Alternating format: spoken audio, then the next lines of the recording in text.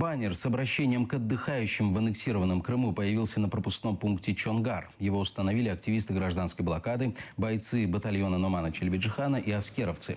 По словам активистов, баннер установили, чтобы привлечь внимание тех, кто еще не определился, на чьей он стороне. Ну, каждый куда хочет, туда едет отдыхать. Но я еду сюда отдыхать. Я патриот.